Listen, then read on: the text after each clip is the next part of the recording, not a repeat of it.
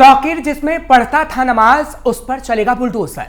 मस्जिदों का होगा सर्वे, लगाए जाएंगे लाल निशान। जिन मस्जिदों में तौकीर 40,000 लोगों को रखने का प्लान बना रहा था, अब उन पर बुलडोजर चल सकता है, क्योंकि कोई भी धार्मिक जगह दंगा फैलाने और उत्पात मचाने की जगह नहीं हो सकती। और इसलिए जहां अब तौकीर और उसके करीबियों पर ताबड़तोड़ एक्शन हो रहा है, वहीं अब उस जगह भी कार्रवाई हो सकती है जहां तौकीर नमाज पढ़ा करता था।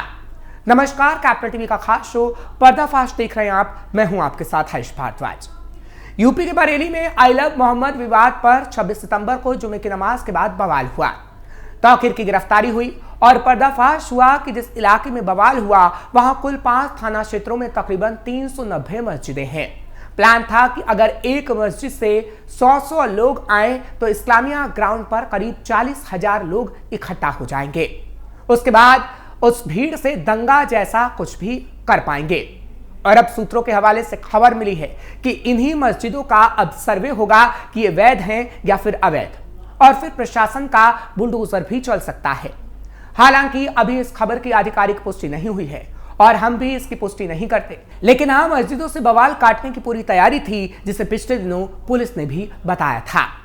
पुलिस ने किया था साजिश का पर्दाफाश। बरेली रेंज के डीआईजी अजय साहनी ने बताया था कि कानपुर की घटना को लेकर हमारे पास बरेली में बवाल का इनपुट था, इसलिए हम मौलाना तौकीर रजा के संपर्क में थे।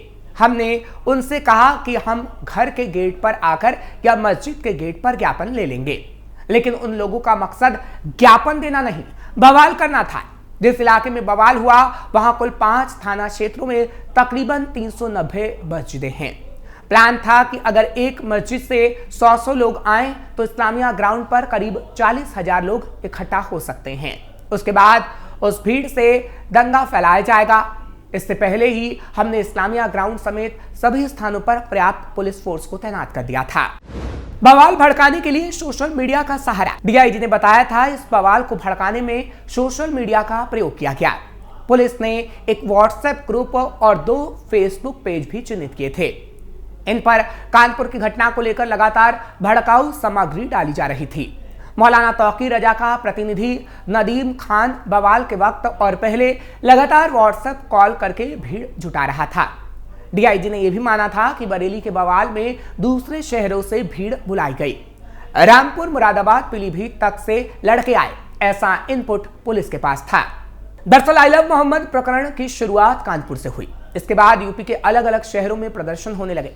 सरकार से साफ निर्देश थे कि सोशल मीडिया पर नजर रखी जाए, मुस्लिम नेताओं और अन्य धर्म गुरुओं से बातचीत की जाए, जिससे वो इस पर कोई बयानबाजी ना करें। इसके बावजूद बरेली में 19 से 26 सितंबर तक यहां के प्रमुख मुस्लिम संगठन आईएमसी के नेताओं ने 5 बयान जारी किए। इन बयानों के वीडियो सोशल मीडिया में सर्कुलेट हुए और इससे माहौल गर्माता चला गया। दरअसल बरेली में इत्तेहाद मिल्लत काउंसिल के अध्यक्ष मौलाना तौकीर रजा ने 19 सितंबर को अपने घर पर एक प्रेस कॉन्फ्रेंस बुलाई। इसमें उन्होंने कहा, शाहजहांपुर में पैगंबर साहब की शान में गुस्ताखी हुई।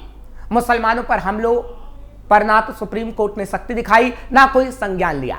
यह सब हिंदुत्ववादी संगठनों की साजिश है, जो देश में माहौल खराब करने की कोशिश कर रहे हैं।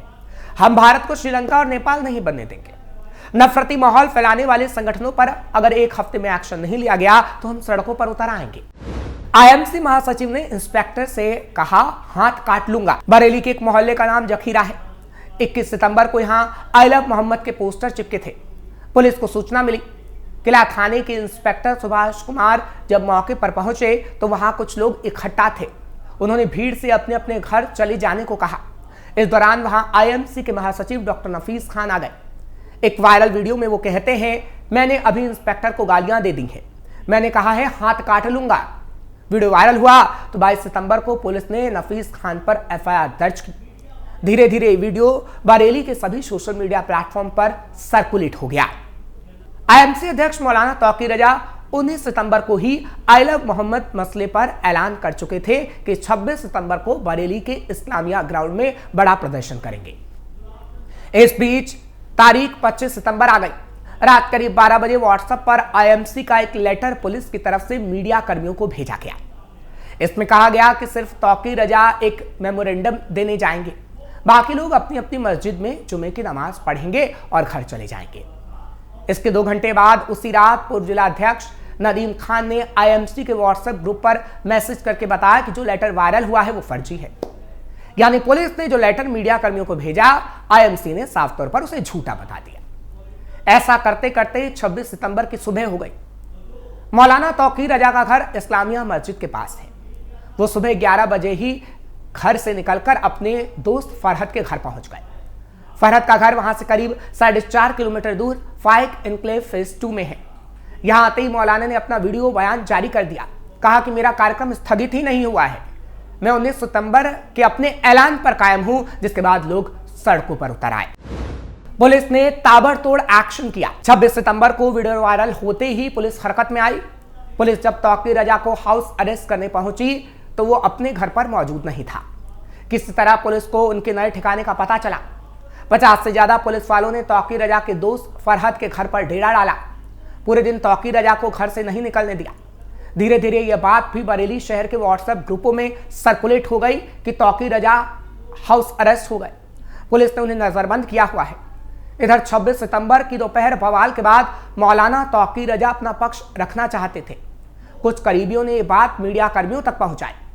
रात 10 बजे जब मीडिया कर्मी उनके हाउस अरेस्ट वाले ठिकाने पर पहुंचे तो वो नहीं मिल पाए। इसके कुछ देर बाद ही तौकीर रजा ने पुलिस हिरासत के बीच फिर से नया वीडियो बयान जारी कर दिया। इसमें उन्होंने कहा, डीएमएसपी ने मुझे बाहर नहीं निकलने दिया। वो चाहते हैं कि मुसलमान अल्लाह का नाम न ले। मुझे भी अतीक अशरफ की तरह गोली मार दी जाए। मैं रसूल के नाम पर जान देने को तैयार हूं, जिससे भी हिंसा भड़की। पुलिस के एफआईआर में भी खुलासा। वहीं बरेली पुलिस के एफआईआर के मुताबिक हिंसक भीड़ कह रही थी कि तौकीर रजा ने कहा है कि आज शहर का माहौल बिगाड़ना है, चाहे इसमें पुलिस वालों की हत्या भी क्यों ना करनी पड़े, मुस्लिमों को अपनी ताकत क्यों ना दिखानी पड़े। इतना ही नहीं, आई लव मोहम्मद को लेकर हुए इस प्रदर्शन में अपराधियों को बुलाया गया था। दूसरे जिलों से लोग आए थे। भीड़ में से कुछ लोगों ने नारे लगाए थे, गुस्ताख नबी की एक सजा, सरतन से जुदा, सरतन से जुदा, जिससे भीड़ उग्र हो गई और बवाल पर उतर आई। ये भीड़ सरकार के खिलाफ भी आपत्तिजनक नारे लगा रही थी। नारे लगाते हुए भीड़ ने कहना शुरू किया कि मौलाना तौकीर रजा ने कहा है, आज तो शहर का माहौल बिगाड़ना है, चाहे इसमें पुलिस वालों की हत्या क्यों ना करनी पड़े, मुस्लिमों को अपनी ताकत का एहसास कराना हो। ये सब एफआईआर में दर्ज है।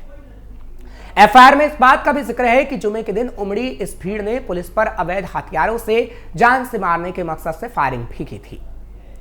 पुलिस वालों के डंडे छीने गए, उन पर हमला किया गया। पुलिस वालों के बैच नोचे गए, कांच की बोतलों से पेट्रोल बम फेंके गए, जिससे कई पुलिस वाले घायल हुए थे। पुलिस कर्मियों पर धारदार हथियार से हमला तक किया गया, जिसके बाद मौलाना तौकीर रजा से लेकर उसके करीबियों की गिरफ्तारी हुई और आज वो जेल में है। हालांकि ऐसा नहीं है कि तौकीर पर पहली बार मुकदमा दर्ज हुआ हो और वो जेल गया हो। रिकॉर्ड के मुताबिक मौलाना तौकीर पर पहला मुकदमा साल 1982 में कोतवाली थाने में दर्ज हुआ था। उस पर दंगे सहित कई गंभीर धाराओं में केस बना। इसके बाद 1987 से 2000 तक अलग अलग मामलों में 4 मुकदमे और दर्ज हुए। इसमें आपराधिक विश्वासघात, महिला से दुष्कर्म की नीयत से हमला, दंगा और मारपीट जैसे गंभीर आरोप शामिल थे। और बरेली हिंसा के बाद तो उस पर पुलिस का डंडा चल ही रहा है और अब जहां वो नमाज पढ़ता था उस जगह को भी मिट्टी में मिलाया जा सकता है। हालांकि इससे पहले हमने देखा कि तौकीर के करीबियों के घर बुलडोजर चला है, उनकी संपत्तियों पर बुलडोजर चला है, क्योंकि वो करीबी बरेली को हिंसा की आग में झोंकना चाहते थे। और अब जब ये कहा जा रहा है कि उन मस्जिदों का सर्वे होगा जहां पर 40,000 लोगों को ठहराने की व्यवस्था की गई थी, तो उत्तर प्रदेश में भूचाल मचा हुआ है। हालांकि सूत्रों के हवाले से खबर है, हम बार बार कह रहे हैं, इसकी आधिकारिक पुष्टि तो नहीं हुई है, लेकिन उससे पहले ही माहौल थोड़ा गरमाया हुआ है। लेकिन जो चीज अवैध होगी उस पर योगी का बुलडोजर तो चलेगा ही। हालांकि ऐसा नहीं है कि तौकीर के करीबियों और तौकीर की संपत्तियों पर ही बुलडोजर चलना तय है। हमने देखा है कि उत्तर प्रदेश में जितने भी अपराधी हैं, उन अपराधियों के संपत्तियों पर बुलडोजर चला है, माफियाओं की संपत्तियों पर बुलडोजर चला है। और एफआईआर में भी मौलाना तौकीर रजा को जब मुख्य साजिशकर्ता बताया गया है तो उस पर कार्रवाई तो होगी और कार्रवाई हो भी रही है। हालांकि मौलाना तौकीर रजा अभी पुलिस रिमांड पर है और वो गहरे राज उगल रहा है कि आखिर कौन कौन उसके साथ था और कहां कहां से लोगों को बुलाया गया था। और कैसे मस्जिदों से दंगा भड़काने का पूरा प्लान और पूरी साजिश रची गई थी। और उत्तर प्रदेश में जो भी उत्तर प्रदेश को दहलाने की साजिश करता है उस पर योगी का डंडा तो जरूर चलता है और पुलिस डंडे बरसाती है और इसी तरीके से मौलाना पर भी डंडे बरस रहे हैं। फिलहाल आगे मौलाना की पेशी होगी तो क्या मौलाना को सजा का ऐलान होगा, ये देखने वाली बात होगी। लेकिन बरेली हिंसा से जुड़ी हुई हर एक खबर कैपिटल टीवी सबसे पहले आपको पहुंचाएगा। आपको ये खबर कैसी लगी कमेंट सेक्शन में जरूर बताएं। खबर को लाइक शेयर करें, कैपिटल टीवी को सब्सक्राइब करना मत भूलेगा।